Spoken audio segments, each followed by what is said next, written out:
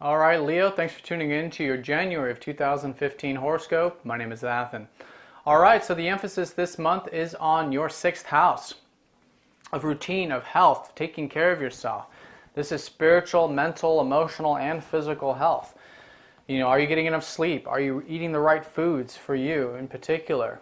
These types of questions are very important for you this month, but overall I think just enjoying your health is a big emphasis, especially with Venus and all the fast-moving planets going into that sixth house. So enjoying your exercise, seeing the vibrance and vitality that comes from when you're taking care of yourself, etc.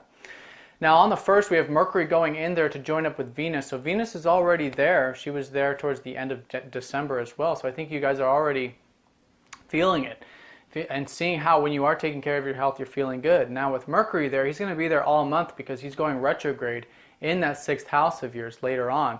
So thinking about it, how can you implement a better regiment, routine? How can you get your life more in order for you to enjoy it more? Also developing crafts as well as your sixth house. Sixth house is the crafts we develop and build upon and improve on. Anything that involves self-improvement is sixth house related. So that's going to be on your mind all month, and then also on the 1st we have Mars going opposite with Jupiter, and this is an opposition here with your 6th and your 12th house. So this whole month it's very important that you balance whatever it is you're enjoying or doing with this routine and health, etc., and improvement. You're balancing this with your spiritual side. Jupiter's been transiting your guys' 12th house, and so there's been a lot of opportunities there for you to bring more presence, peace, compassion, etc. into your life. Making sure you're getting enough alone time and having that divine channel as well. Jupiter is divine messages, and in the 12th house it can be through meditation, through peace and presence. So good opportunities there for you, perhaps on a group level too. For some of you might be doing workshops and those types of things with 12th house related things. But in this month it's very important that you balance whatever it is you're doing on the daily with the spiritual. Okay, and seeing how the spiritual realm and the material realm are actually one and the same. In other words, when you're feeling expansive spiritually, well, you're also feeling very good physically. And when you're taking care of your health physically and mentally and emotionally, there's this expansiveness of your spirituality and peace and presence that comes with it. So merging those two together is the emphasis, is what I really mean by balance, because when you bring those two together, there's no longer a polarity, because there isn't one. You know, at the end of the day, 12th and 6th house, they're one. They're one and the same thing. The spiritual is the physical and vice versa.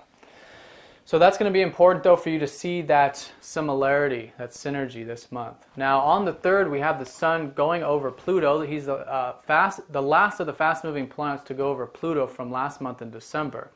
So here it's stepping into a sort of power in terms of your creative side, of your passion. You know, the 5th house and the Sun both rule your creativity, your passion, your excitement, your zest for life. Also romance, children, anything that puts a smile on your face that you enjoy. And also allows you to tap into your inner child. You know, this is artistic as well. So this was the emphasis last month, and so now some final transformations here. The Sun's still going to be there for the first half of this month, so continue to enjoy creative projects, etc., anything 5th house related. And around the 3rd, it's a change here, but it's a change of stepping into your power. And I think it's a power of seeing how important it is for you to be enjoying what you're doing, or to bring more of those things you enjoy into your life. And this is the emphasis here this month, is doing. It's action oriented. It's making positive changes, which I'll talk about with Pluto squaring up to the North Node. But that's on the 3rd. Now on the 4th, we've got Mars going into Aquarius. So for the whole month, from the 4th onward, the emphasis will be on relationships in terms of, I think you guys are going to be motivated towards relationships, and this is good. You want to utilize that energy there. Also legal matters, partnerships, business partnerships, sales, anything that involves exchanging between two people is 7th house. However, generally though, it will be relationships. I think they will motivate you. And that's good. So do those things, get active, maybe, get involved with some partnerships to do things together. Joint goals is a good way to utilize Mars in the 7th. And this could be group related because naturally you guys are, usually associated with groups when you're involving partnerships in your life. Now on the 5th, we have the full moon taking place in Gemini, and this is your 11th house. So this is a balancing now in terms of this creative energy with the groups and the community, or anything you're doing involving humanitarian or innovative things is all 11th house. So a high time here for you around the 5th in terms of that. It could be a time when you guys are becoming very aware of the whole group sphere of your life. So this is good. Pay attention to that, community, etc. And see the abundance there, because it will be there, and tap into it around the 5th in that area. You could find it very enjoyable, and it could be a very good sense of inspiration for you in terms of your creativity actually this month. Now on the 10th, we've got Pluto squaring up to that north node that I was talking about. This is going on through the 16th, but it's going to be affecting us. We're going to be feeling it for the whole month, and it's about constructive change.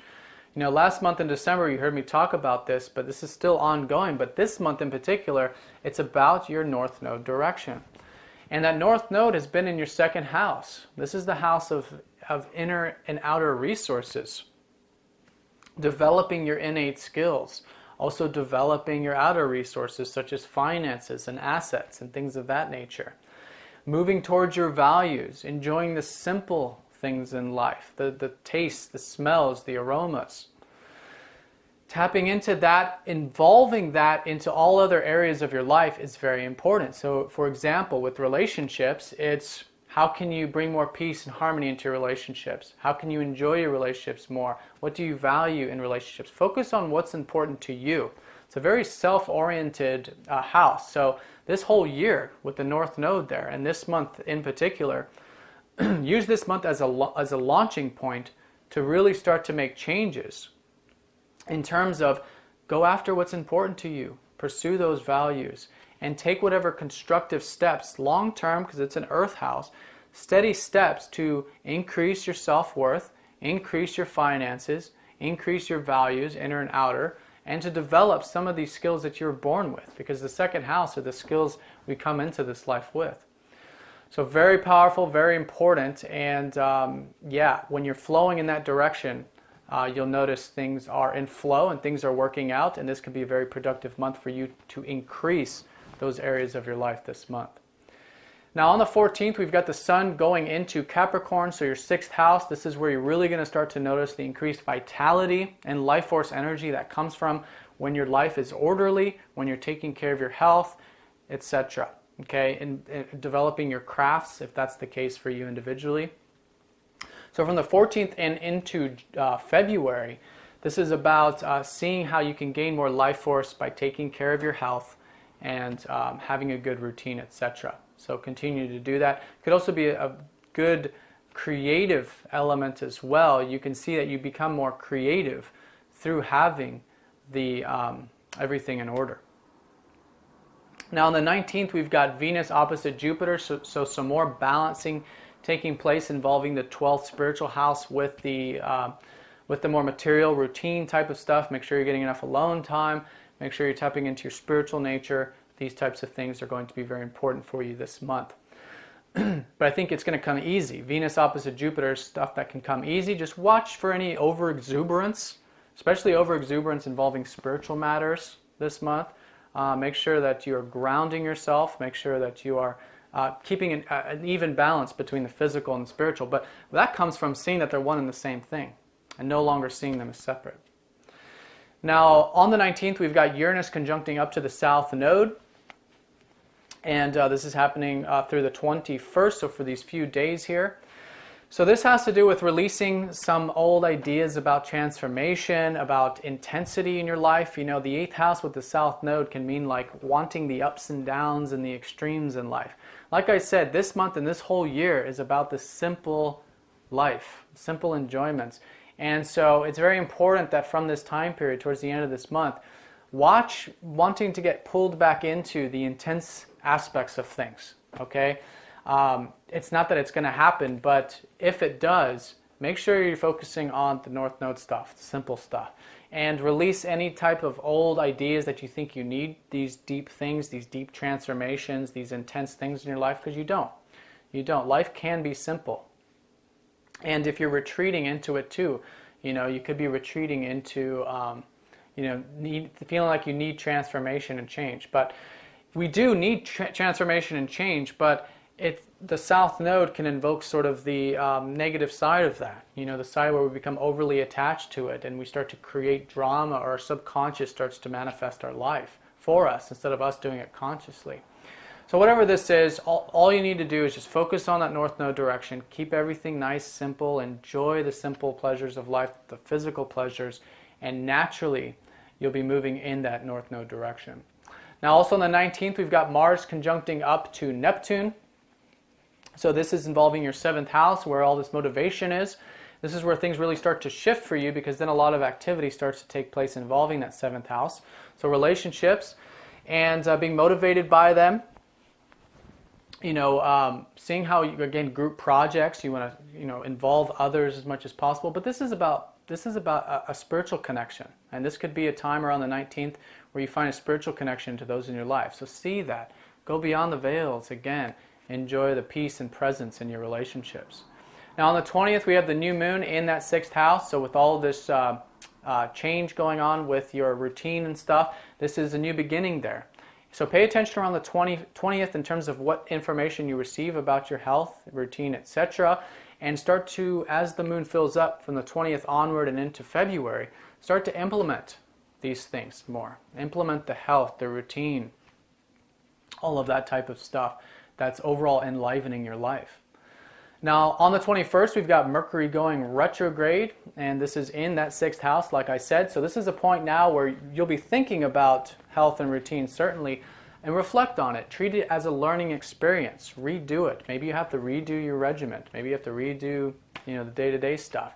And that's okay. You want to treat it as a learning experience. And when you do that, things will be in flow, and you'll notice that you're learning a lot in the process. Now on the 22nd, we've got Venus going into Aquarius. So again, 7th house here, really enjoying your relationships. This is taking you into February. Have those connections, make those connections, new, existing, develop. Anything involving others, you'll find it very enjoyable from the 22nd onward in particular. Now on the 31st, the last aspect of the month, we have Mars going over Chiron. So again, relationships healing, feeling good about it, things overall feeling healed from something in particular, or just generally feeling good about relationships. All right, so let's go and draw a card for you Leos and see what's in store from Spirit. Okay, Sagittarius, there it is, expansiveness. And this is where the sun is for the first half of the month. And Pluto's going to continue to transit there, of course. But this is about, for you guys, it's about self-expression. When you guys express yourself, you feel open, you feel vast. Sagittarius rules your 5th house. Very creative too. Tap into that creativity this month. Express yourself. Very important. And all those other 5th house related things, enjoy them. Through that, you'll find a tremendous amount of expansion, wisdom, understanding, and a clear focus. Notice that Sagittarius has that clear aim in terms of her target. And your guys' target is enjoyment. Do you enjoy what you do? Is it invoking passion? Is it invoking creativity? All right, well, I hope you guys have a great month. Please get in touch if you'd like a personal reading. You can click the link down below for a YouTube discount, and I'll see you next time. Take care.